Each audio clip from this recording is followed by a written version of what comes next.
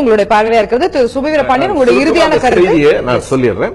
ஒன்று, நான் அந்த பொன் ராதாகிருஷ்ணன் அவர்களுடைய பேச்சுக்கு நான் ரொம்ப ஒன்று விடை சொல்ல விரும்பல. அதாவது திமுக கழகம் தமிழ்நாட்டில் மூழ்கும் கப்பல், பாரதிய ஜனதா கட்சி தமிழ்நாட்டில் பறக்கும் விமானம் என்றால் அதை சின்ன பிள்ளை கூட சிரிக்கும். ஒருவேளை நீர்மூழ்கி கப்பல்னு சொல்ல வந்தாரா என்னன்னு எனக்கு தெரியாது. எனவே அது விவாதமே அல்ல. இரண்டு செய்திகள் தான் உறுதியாக நான் சொல்லணும். ஒன்று, இலவசங்களை கொடுத்து கொடுத்து கெடுத்து விட்டார்கள் என்று சொல்லுகிற பாரதிய ஜனதா கட்சியை பார்த்து ஒரு கேள்வியை நீங்கள் தான் முன்வைத்தீர்கள். நான் நினைச்சேன், நீங்க கேட்டீங்க. உத்தரப்பிரதேசத்தில் கொடுக்கிற லேப்டாப்புக்கு என்ன பெயர் என்று கேட்டீங்க. அது வெல்ஃபேர் மெஷருங்கிறார். அதாவது அவர்களுக்கு வடிந்தால் ரத்தம், எங்களுக்குன்னா தக்காளி சட்னி.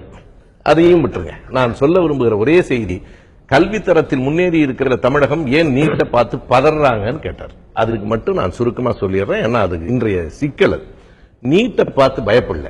அது சமூக நீதிக்கும் சமச்சீர் கல்விக்கும் மாநில சுயாட்சிக்கும் எதிராக இருக்கிறது என்பதற்காக எதிர்த்து குரல் கொடுக்கிறோம். எப்படின்னா, ஒரே ஒரு சின்ன செய்தி தான்.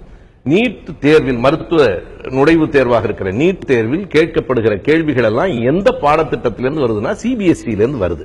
தமிழ்நாட்டில் ஒரு புள்ளி உரத்தை சொல்லிடுறேன், தப்பா இருந்தா அவர் மறுக்க சொல்லுங்க. 8,46,947 பேர் 12ஆம் வகுப்பு தேர்வு எழுதியிருக்கிறார்கள். ஏறத்தாழ 8.5 லட்சம் மாணவர்கள். இதில் சிபிஎஸ்இ கேவியில் படித்தவர்கள் வெறும் 13,265.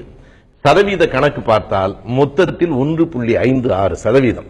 நீங்க 1% படித்த பாடத்திட்டத்தை 98.5% மாணவர்கள் மீது திணிப்பது சமூக நீதிதானான்னு கேட்க